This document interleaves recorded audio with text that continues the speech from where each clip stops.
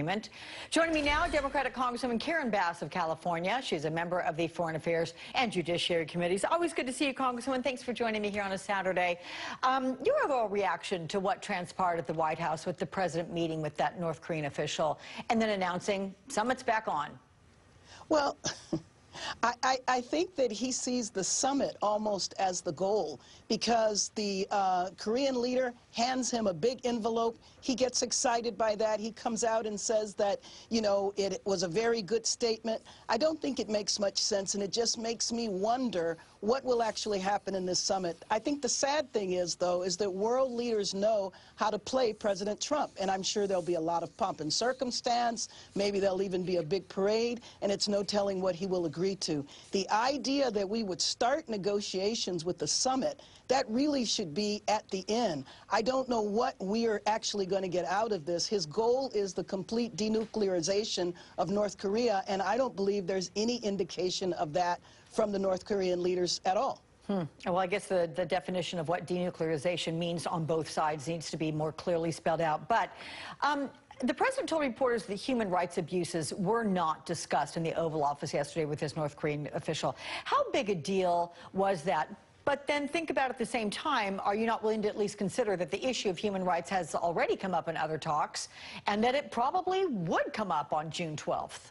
Well, I absolutely think that it should come up on June 12th. But again, I think the problem is that we don't really know what is happening here because it's not clear at all that there is a strategy to this process. The president on the one hand says it's complete denuclearization. On the other hand, he says that this summit is just the beginning. So I think from the vantage point of the North Korean leader, he's won already. He got a major victory by having the president even agreeing to the summit, and who knows what will happen. Maybe there will be two, maybe there will be three summits. I think it really raises his profile and his stature in the world, and I'm referring to the North Korean leader, not President Trump. Do you believe that the president is spending Camp David this weekend solely focused, or at least mostly focused on South Korea, and at least something can come from that? North Korea, pardon me. I know what you meant. It would be helpful if that's what he was doing, but we know that Trump really doesn't put much into preparation at all. So I hope that he's there. I hope he's preparing for the summit, but who knows? All right, and interestingly, ma'am, as all this is going on, we have the Wall Street Journal reporting that U.S. officials are in early talks for a Trump-Putin summit, right, although no date or location on that. Now, in fairness, Presidents Obama and Bush, they met with Putin in the first 6 months of their administration. So the fact that this president would be following that precedent, what, 17, now 18 months into his, despite the cloud of the Russia investigation over his head, would you allow him for that? Well, I mean, I don't think that there's really any comparison between the two. We know of all of the difficulties that the country has faced with the relationship with Russia.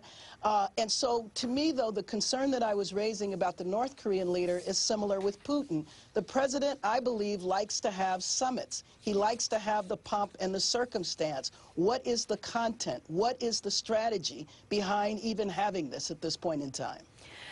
All right, I want to ask you about, in addition to your work on the Foreign Affairs and Judiciary Committees, I know you're also a member of the Over-Criminalization Task Force, so I want to get your reaction to the pardon of Dinesh D'Souza this week. I mean, well, first of all, I want to play for you what D'Souza said in an interview yesterday. Let's listen to that. The president said, Dinesh, you've been a great voice for freedom. And he said that, I got to tell you, man to man, you've been screwed. He goes, I've been looking at the case. I knew from the beginning that it was fishy. But he said upon reviewing it, he felt a great injustice had been done, and that using his power, he was going to rectify it, sort of clear the slate. And he said he just wanted me to be out there, to be a bigger voice than ever, defending the principles that I believe in. Look, you know, no, go ahead. I just think that it's so sad. I think of all of the people who are languishing in prisons all around the country, people who are serving life sentences for nonviolent drug abuses, and that's who he chooses to pardon. He is using his power as to pardon, which none of us can really question because it's in the Constitution. He's using it to serve his own individual purposes, and I think that's really sad. Does Congress have any oversight at all to avoid what is perceived as an abuse of this power?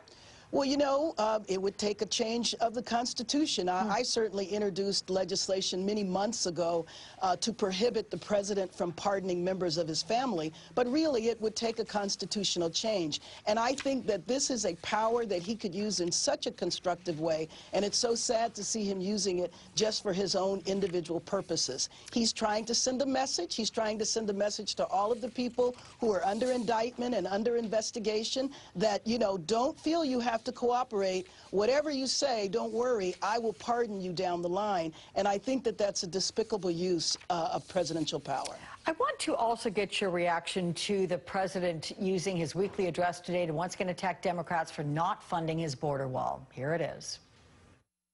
They don't want border security for two reasons. Number one, they don't care about it. Number two, they're afraid it's going to make me and the Republicans look good, and they don't want that. That comes before our country. They've blocked every effort to close deadly loopholes, to keep out vicious criminals, and to stop the flow of illegal immigrants and drugs. Reaction to that, especially after the backlash the administration is facing for losing hundreds of undocumented children? Well, you know, I mean, I think that, again, he just uses issues of immigration and race to gin up his base. But I actually think that this administration has committed one of the most egregious human rights abuses that I could think of in recent history, and that is the idea of separating parents from their children. You know, May was National Foster Care Month. The foster care system is supposed to protect children from abuse and neglect. We don't have enough foster homes for children who really need to be removed right now. And so to misuse this to punish parents, I just think is egregious. The other thing is that science has proven that there is long-term damage to separating parents from children. And the idea that he would use the system that way, I just really think is egregious. So you have all of the children that we don't know where they are, that were unaccompanied minors. That, I think, is shameful, and we need to go back and find those children. And then you have the policy of children who have come here with their parents to punish the parents, to separate them away. One of the things that scares me the most is that I think that some of these parents might never find their children again. And what does that say to the world that this would take place in the United States of America? That is heartbreaking for sure. Democratic Congresswoman Karen Bass of California, thank you so much for your time. We'll keep an eye on the primaries this Tuesday. Thank you so much. Thank you.